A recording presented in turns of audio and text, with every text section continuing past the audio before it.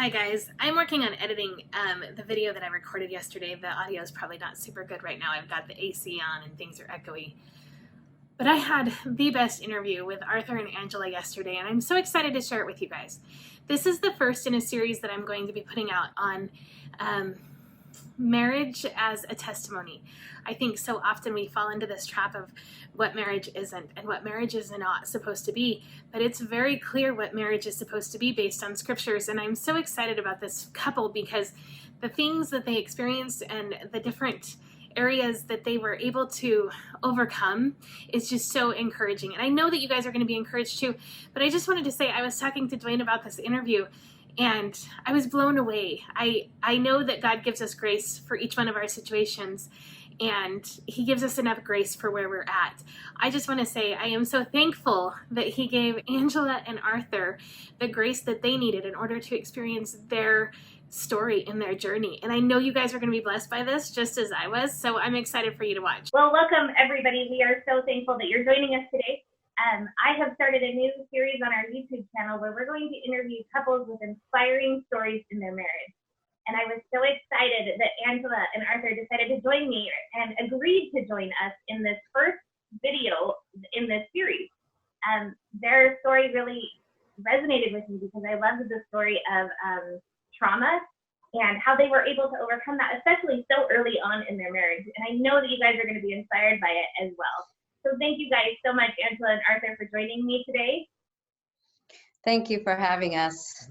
From the beginning, we have wanted to share our story because it is a story of hope, and to actually, share our experience, strength, and hope with others.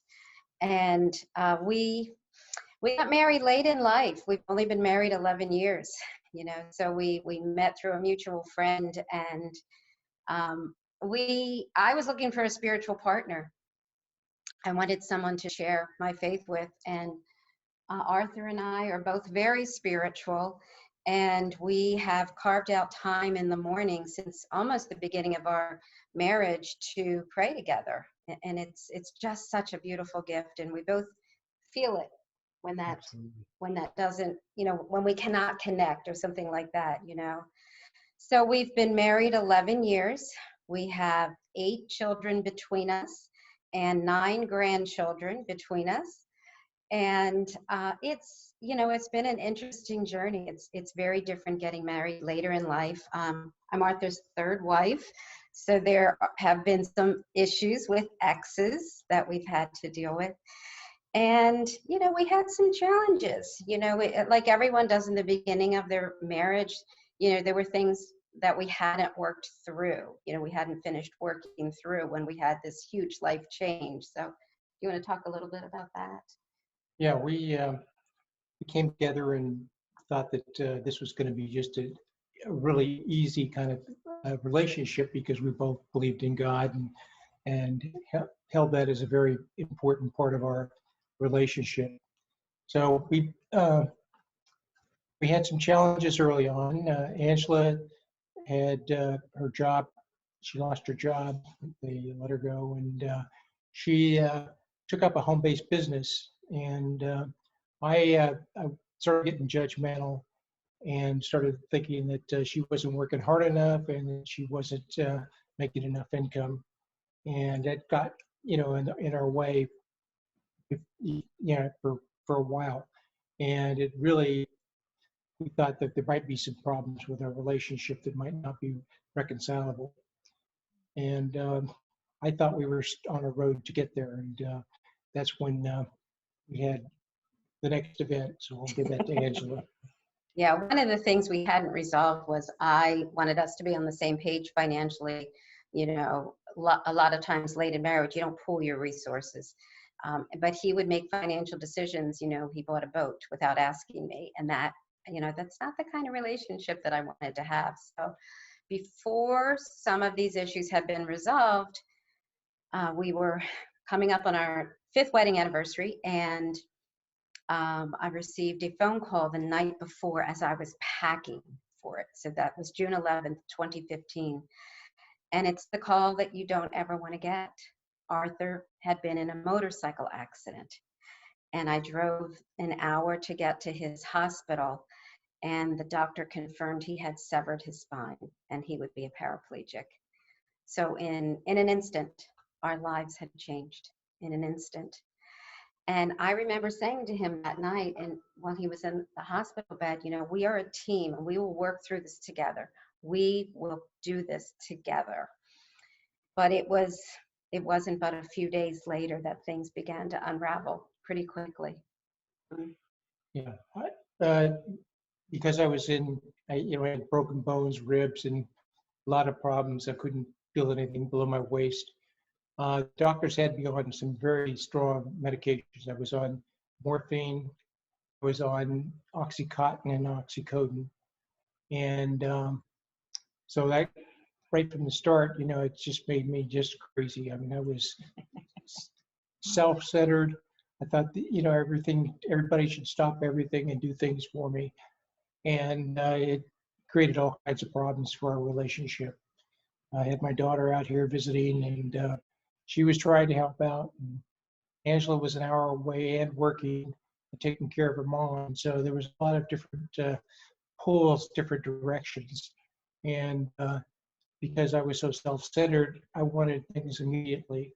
I wanted, because I was cold at one point, I wanted some warmer clothes, even though it was summertime. I thought it just felt really cold. So I asked for some warm clothes, and Angela was supposed to bring them over the next day, and I just couldn't wait. And I ended up calling my ex-wife, to try to get hold of my son, and she agreed to bring some clothes over for me and brought blankets over and other things. And that created some real issues. I'd asked for a pillow, and she brought over my ex-wife brought over this.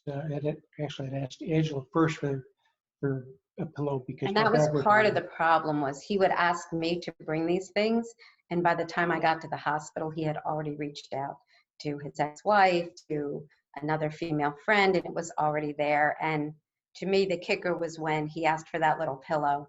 And when I got to the room, I had brought a pillow. There was like a little pink heart pillow there that his ex-wife had brought.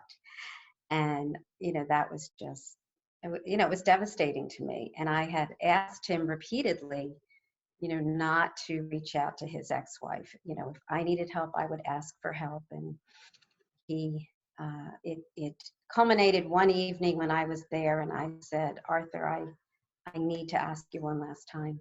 Please stop reaching out to your ex-wife. And he said, I can't honor that. And I said, I can't keep showing up for you if you're not going to honor my request and our vows, which were to cherish and honor each other above all others. And I just kept praying and praying and praying. And, God, I don't know what to do. Like, he's crazy. Okay. So anyway, between those issues, I had to kind of back out, but I kept praying, and we would have these arguments, and I would leave the room, and I'd go out to my car, and I would hear this little voice say, go back, go back. And I thought, why? He's not treating me well. He doesn't need me. Go back. And I would literally be in the car waiting to drive away. And I would hear this voice, which I believe was the Holy Spirit. It was like a magnet pulling me back into that room. And we loved each other. I loved him so much. And it was so hard. I thought, I cannot leave him in this bed. He is so sad. And he looked so bereft, when I would leave, even though he was part of the reason. He was like pushing me away. He was pushing me away. Then his daughter came into town. She, from my perspective, I felt like she took over a lot of his care. And yeah, I was working, but I would come up after work. I would drive an hour. And that peaked one night late when I kept trying to talk to Arthur and was not able to connect with him. And said to him, could you and I just have a conversation? This was late at night. And his daughter had a meltdown on me, telling me she didn't like the way I treated her father. And, I didn't respect him. And I was just shocked. I mean, I didn't know what she was talking about. And I thought, well, whatever it is, it's between your father and I anyway. And, she hung up the phone. Arthur called back a minute later and he said to me, I don't like the way you talk to my daughter, and I think we need a separation. I was like, you're joking, right? Like, you're a paraplegic and you want to be separated from your wife. Okay. And you were still in the hospital at that time, Arthur? This was only 2.5 weeks, I think. Yeah. So now the accident was June 11th. So now we're around July 4th, 5th, 6th, something like that. So not even a month. Okay. Not even a month. Yeah. So that was another time. Okay, I'm going to stay away from the hospital. And I just kept praying, God, what's going on? Like, do we have a marriage? What is happening? You know, and then he was paranoid, and he took my name off of everything. He thought I was going to steal all of his money. I said, have I ever touched your money? I have never gone to your bank. You know, we had separate bank accounts. He put his daughters on the HIPAA list, and I wasn't on there at all. I mean, it was so bizarre. Like, my mind simply couldn't grasp this. And he was in and out of hospitals. You had pulmonary embolisms in both lungs, and pneumonia, had a bunch of things going on. So there were actually, for this period, for the first year, there were 4 times when I was very close to die. The accident itself, and then the pulmonary embolisms, and bleed out, and MRSA in my spine too, and then the hardware, he had to have at least 4 surgeries to take the hardware out of his back and put it back in again. And so every time something happened, they would put him back on these heavy drugs. And so this cycle of him being, you know, paranoid and being, you know, distorted perception really is what it was. And it was so scary to me. And I thought, where is our marriage? Where are we going with this? And I just kept praying, and I just kept hearing, go back and go back. So there were times that I would take a week off, like, I just need a break from whatever's going on here. And then you told me you were not moving back to the house after he was released, that you were going to get an apartment of your own. It's about a month into after the accident. So I was still on heavy drugs and not thinking clearly, and just thinking I had sort of magical thinking going on, and it just wasn't godly kind of thinking, and just really pretty crazy, thinking all about me, not about other people. And I think that sometimes we justify it in that. I mean, you were in a horrific car accident. I mean, motorcycle accident. You had something horrifically traumatic happen to you. And I think that we can justify, I have the right to be a little selfish right now. This just happened to me. So I can totally understand that you were all about you in that moment. But I love, Angela, that God just kept telling you, go back. Go back.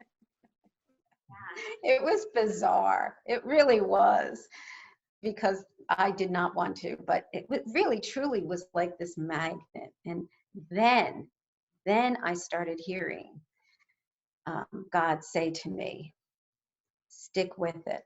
It's going to get better. Stick with it. It's going to get better. And I'm like, how? He's not moving back to the house. We lived in a 5-level split, big house, 5 bedrooms. He stopped paying the mortgage because he said, I have to save for my apartment. So he stopped helping me with the bills. So, you know, here I am by myself. He's not coming back. He's not helping with any of the bills. So I decided I was going to sell the house. I didn't want to take care of this big house if he wasn't coming back. So that set a whole other thing in motion. And, you know, there were a lot of things that happened during that as well. And so over, you know, several months, we were having this push-pull relationship. His ex-wife accused me of not, she said to me, if you showed up at the hospital more often, I wouldn't have to, she said to me. And I said, are you joking me? I am working full-time. I'm visiting him. I'm driving an hour every single night. Like, it was bad. And when Arthur did not handle that well. He didn't handle it the way I would want my husband to handle it. He said to me, well, she's right, you know. Okay. So I was feeling crazy. Like you can imagine my whole world, his world was turned upside down, but then so was mine. Like there was nothing that made sense in my world. Nothing. Like the marriage, him, his behavior, like nothing made sense. So anyway, in the end, I did end up selling the house. It was, the blessing was, and we argued a lot about this. I owned the house. So when we got married, he moved in and he wanted me to put the house in both of our names. And I told him before we were married, I'm not doing that. You know, if you want me to sell the house, I'll sell it, we'll buy a house and put it in our names. Well, when all this came down, I was really glad that the house was in my name because then I could make an autonomous decision. And yeah, of course, the house wasn't going to be set up for him, but it was big enough on the first floor that at least until we figured out where we were going with our lives, you know, we could have managed to put in a bathroom, make a bedroom on the first floor, like, but he was not having any of it. And God kept saying, it's going to be better on the other side. Hang in there. And I am, of course, every day I'm crying. I'm like buckets and buckets and buckets of tears. I am crying and I'm exhausted. And the house is sold. And by this time, September, the drugs had cleared out of his system. And then you asked me.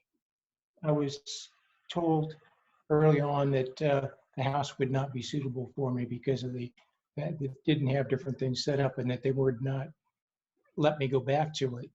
And then right before I was being let out of the last facility, the person in charge of that said that, well, yes, I could go back there, which was a total shock to me. And then I asked, Angela said it was too late to change anything because house had already been put on the market and somebody had made an offer on it. So then I moved into a place by myself, and he decided to go into an assisted living because, well, you're supposed to learn how to live independently in rehab. He never did because he was in and out of the hospital. So he ended up going to an assisted living, which was very expensive, but we did choose one that was near me. So that was progress. You know, it was like 10 minutes away. That was a lot of progress. And so, you know, we did that for 6 months. So altogether, we were separated for 13 months. Okay.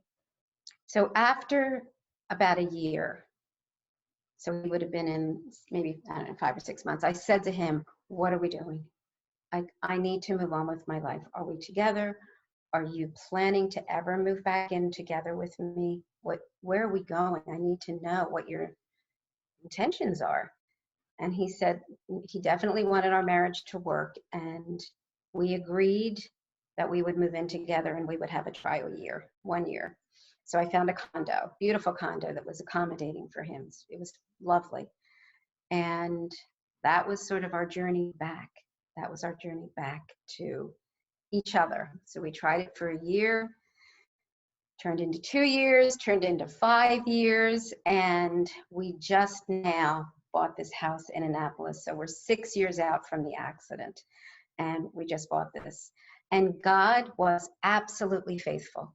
He is a better husband. He is more present. He's more available.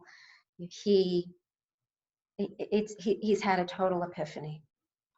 One of the things that really helped me was that Angela decided she was going to write a book about her journey on this with this motorcycle accident to help other people because there were so many surprises that she just didn't expect.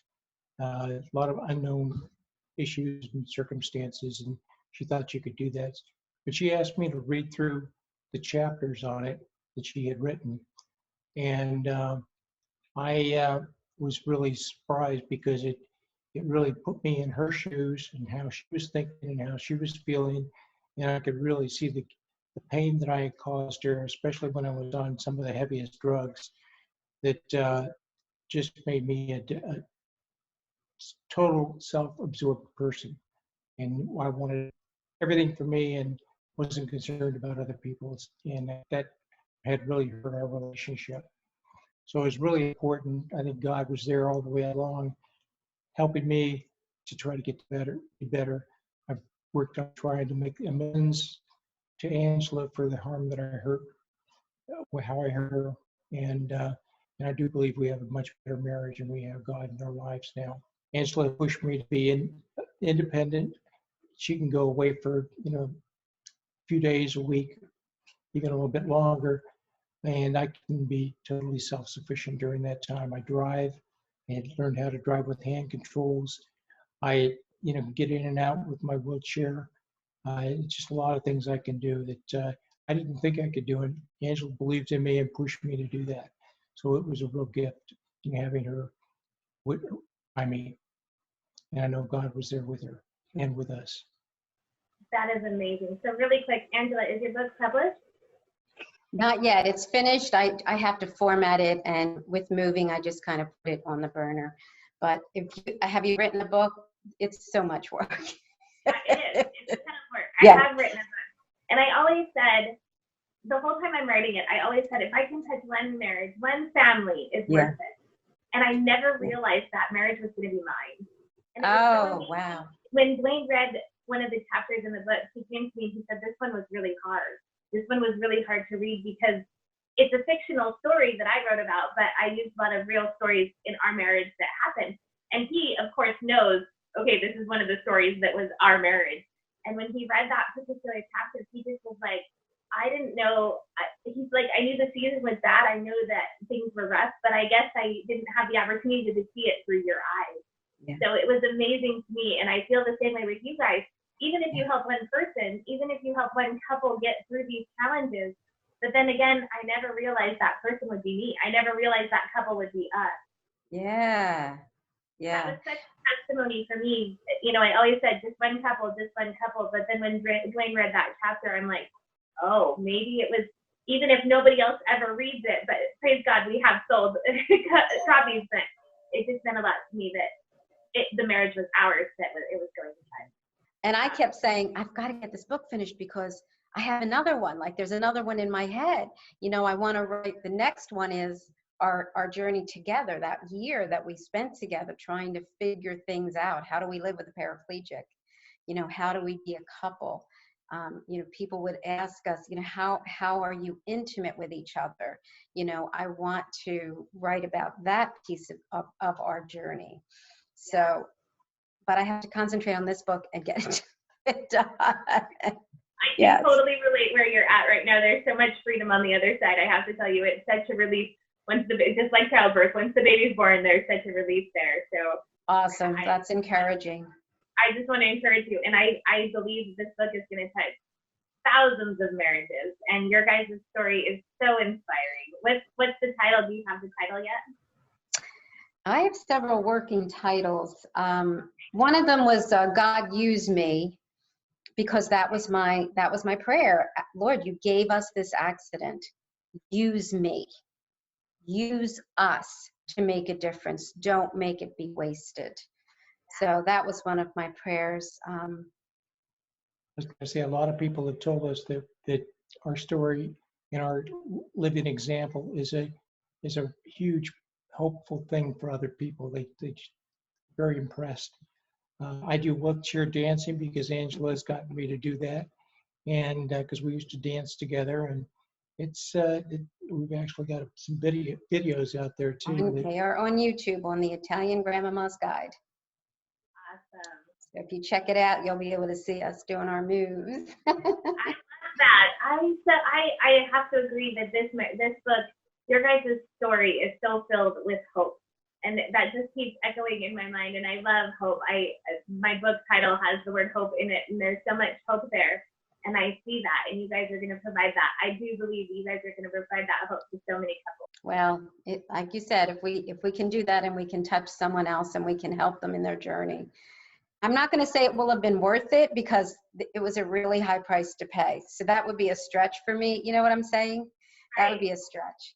But since it did happen, that I would like for it to be useful, and there's a whole other story about giving him back his independence, that he was one of the most independent people you would ever want to meet, never sat down. And when you're in hospitals, you lose a lot of dignity. So those were my two goals for him, was to give him back his dignity and to give him back his independence. So yes, we Yeah. butted heads Yeah. about that. Angela gave me this mug, and it says on here, "Don't give up before the miracle." And that has been, Can you hold it up again? I'll put it up a little closer. Oh, And I that's love really that. been important to me, that, because I used to tell other people, don't give up 5 minutes before the miracle. And because there's a lot of times when I was ready to give up, and thank goodness I didn't. We are still holding out for a miracle, you know, that he will walk again someday. But Yeah. in God's time, in God's time. Wow, you guys have such an amazing story. I knew just little bits and pieces, but hearing this for the first time was just incredible. Thank you guys so much for sharing that. And I do believe you're going to touch so many lives. Thank you. Thank Thank you. Yeah. Appreciate the opportunity to share. Thank you so much. Are you guys just as amazed with Angela and Arthur's story as I was? I love the idea of hope, and there's so much hope there. There's so much grace there in their marriage. I was just so encouraged, and it was more than what I ever anticipated, right? Because I thought, you know, this will be a great first one in our series, and they're going to provide so much hope and inspiration.